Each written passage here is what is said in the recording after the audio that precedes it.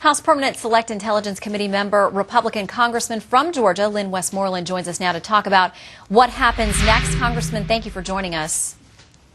Thank you for having me. Those are some pretty tough allegations and accusations out there. I think of Senator John McCain being very public. He is among those, along with Congressman Peter King, your colleague there in the House, saying that they believe in some way this was leaked by some connection to the administration to try to make the president look tougher in the midst of a re-election battle.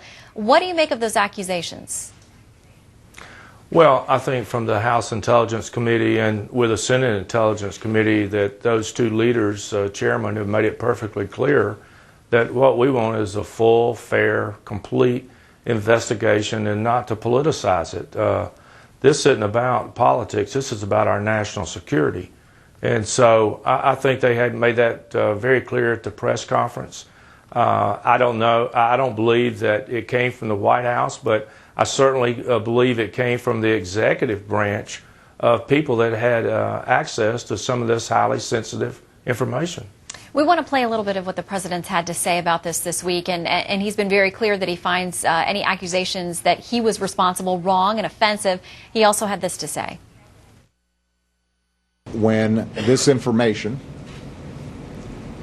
or reports, whether true or false, surface on the front page of newspapers,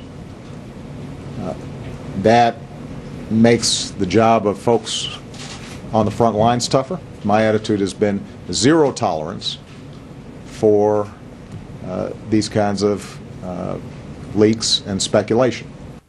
The president there mentioned newspapers. We know that one of the reporting outlets, of course, was the New York Times. What type of obligation do you think they have to handle sensitive information? Well, Shannon, let me say this, that it would have been great to hear outcry from the president demanding to find out where these leaks came from. And like, when these press reports came out, I believe last week, we didn't hear anything really out of the White House. And so that was kind of disappointing that, he may have been wanting to blame others rather than taking the responsibility, because I do believe it came out of the executive branch, and he should be demanding that these leaks be found out.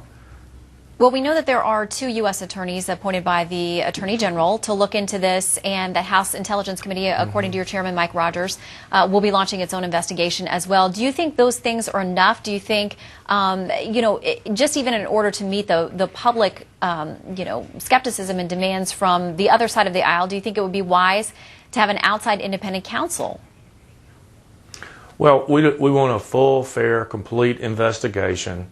And a lot of people may think that this is kind of like letting the fox guard the hen house, because there's been several of the departments within the DOJ have to recuse themselves from this investigation. So, if I was the president, if I was this administration, and if I was Attorney General Holt, or especially under some of the criticism he's come over in the last 4 or 5 months over Fast and Furious about not disclosing information, I think I would want an outside prosecutor.